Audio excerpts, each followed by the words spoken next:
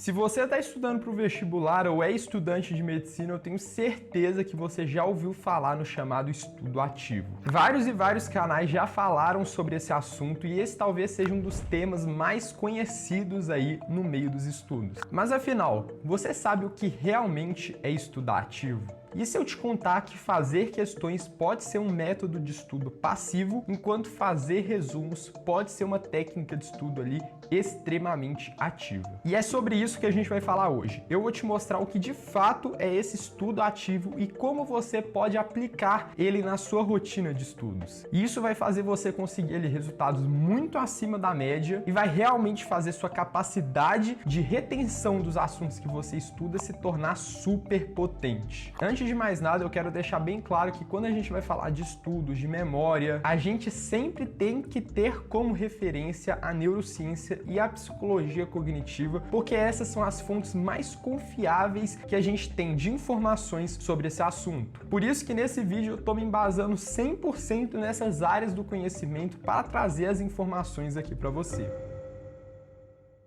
Prazer, meu nome é Manuel Nominato, eu fiz 164 acertos aí no Enem 2023, passando em segundo lugar em Medicina na Federal, além também de ter passado em sexto lugar na particular de Medicina aí mais concorrida do meu estado, aqui em Minas Gerais. Pra que eu tô te contando isso? Claro que é para me apresentar e também para eu te mostrar o poder do estudo ativo logo de cara. Em 2022, para vocês terem uma ideia, eu fiz ali 128 acertos e 740 de média, o que está muito longe aí para uma pessoa que quer passar em medicina na federal. Porém, depois de um ano aí que eu comecei a realmente estudar e entender o que a psicologia cognitiva e a neurociência dizem sobre o assunto aí, sobre como estudar de maneira eficiente, eu consegui essa evolução aí bastante expressiva e bastante rápida, que me permitiu aí ser aprovado no curso dos meus sonhos, que é medicina. Mas afinal, o que então é esse chamado estudo ativo? Eu te garanto que tem muito mais coisa do que você acha. E aqui eu não vou te passar só técnicas de estudo ativo, como a maioria faz por aí, porque isso é uma armadilha. Como você vai ver mais pra frente aqui do vídeo, você vai entender que você facilmente pode tornar as questões, que é um claro símbolo ali do estudo ativo, em um método de estudo extremamente passivo. Ao contrário disso, eu vou te mostrar a lógica por trás do estudo ativo para que você possa ter consciência ali do método de estudos que você está adotando,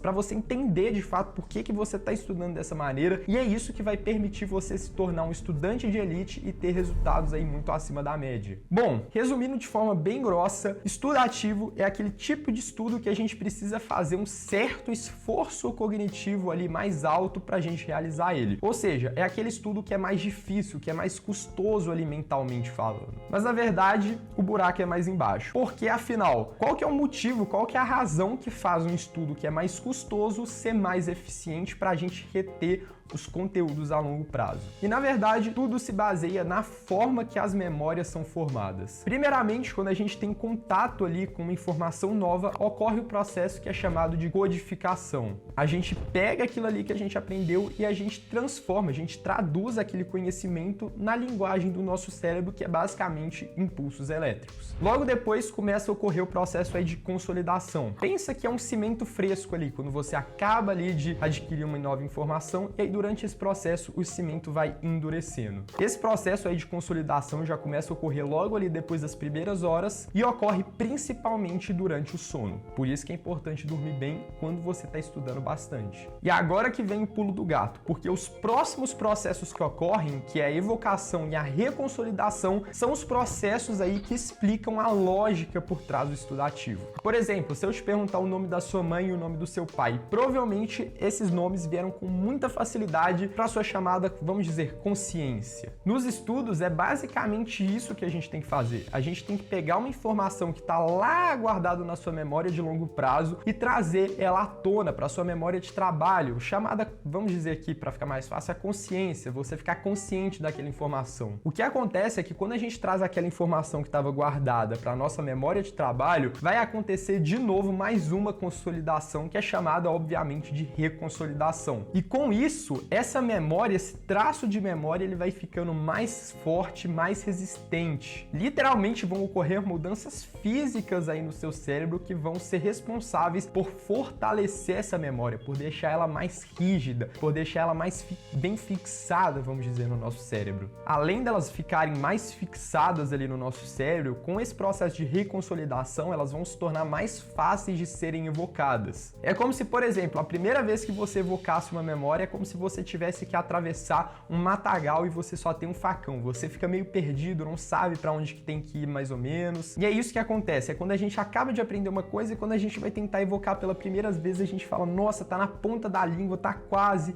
É isso, quando a memória é nova, ainda o traço de memória tá muito fraco, fica difícil de evocar. Porém, aí da segunda vez que você vai evocar, quando já ocorreu ali um primeiro processo de reconsolidação, vamos dizer que você meio que já abriu uma trilha e você já sabe mais ou menos para onde ir. Ou seja, fica mais fácil de evocar aquela memória. E com o passar do tempo, com várias ali depois reconsolidações que você vai evocando de novo, vamos dizer que já até asfaltaram e você consegue ir de carro naquele percurso. Ou seja, a memória fica muito fácil de ser evocada. É que nem quando eu te pergunto o nome do seu pai e da sua mãe. Na hora já apita aí na sua cabeça o nome deles. Agora sim que você já sabe as bases neurais que justificam o chamado estudativo, você tem que ter consciência que para você estar estudando ativamente, você precisa estar realizando esse processo de trazer à tona as informações ali enquanto você estuda. Por isso que ficar relendo ali o material é uma técnica de estudo tão ruim, porque a gente fica basicamente só relendo e a gente não tem esforço nenhum para trazer aquela informação à tona. Agora, por outro lado, quando você vai e faz uma questão, isso daí é realmente o padrão ouro para o estudo ativo, porque você precisa pegar, você lê a questão, você precisa buscar informações relacionadas com essa questão lá no seu cérebro e o principal, você combina essas informações para resolver um determinado problema. Mas agora eu tenho certeza que você deve estar pensando aí, uai, mas você falou que no começo do vídeo as questões podem se tornar um estudo passivo,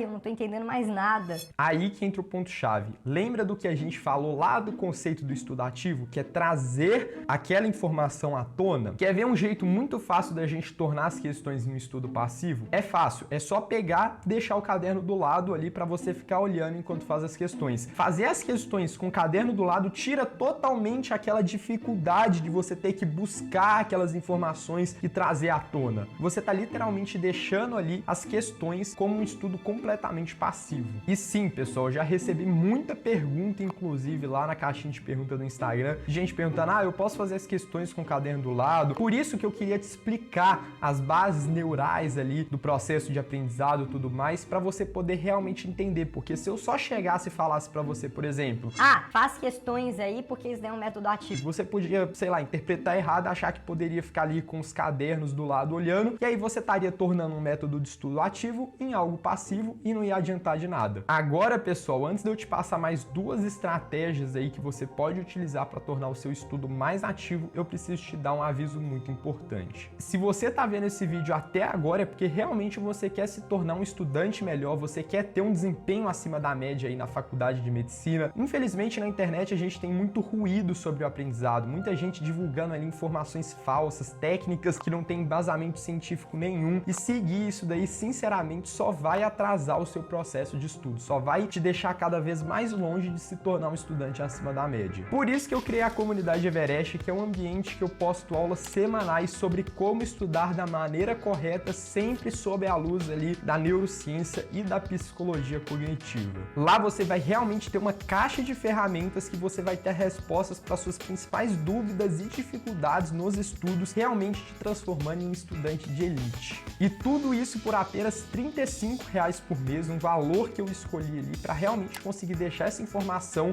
acessível para a maioria das pessoas. E ok, agora sim vamos falar de uma outra estratégia de estudos ativa, que é o chamado Free Recall. Ele é basicamente um resumo, só que lembra que eu falei lá no começo do vídeo que um resumo pode se tornar ativo? É justamente isso daqui. O que estraga o resumo é porque as pessoas, na sua maioria ali, elas fazem o resumo com o caderno do lado, ou seja, elas só ficam transcrevendo ali o conteúdo que está no caderno. Essa técnica é basicamente você pegar uma folha ali em branco e começar a escrever tudo o que você sabe de cabeça sobre um determinado assunto. E aí sim, depois que você terminar, você pega, compara com seu caderno, ou então compara ali, vamos dizer, com um checklist de assuntos que devia conter, que é algo que eu gosto muito de fazer. E se você ficou curioso aí com esse chamado Free Recall, eu já gravei um vídeo explicando detalhadamente sobre essa técnica e que para você acessar é só clicar no card que está aparecendo aí agora. Por fim, outro método de estudo aí ativo muito interessante são os famosos aí flashcards, que eu acho que é uma das técnicas de estudo também mais conhecidas que tem por aí. Nele você basicamente pega um cartão, escreve uma pergunta ali na frente e no verso você coloca a resposta daquela pergunta. E você pode fazer tanto fisicamente, escrevendo ali no papel, quanto de forma digital. Só que eu recomendo muito mesmo que você faça de forma digital, porque aí você não vai ter que ficar preocupado ali com a organização e com a distribuição dos seus cartões ao longo do tempo. Você só vai, coloca no aplicativo que ele organiza tudo para você. E tem vários aplicativos aí que você pode utilizar para fazer os flashcards, só que o que eu mais curto é o Anki, porque de todos foi o que eu vi que tinha um sistema ali de distribuição mais bem desenvolvido.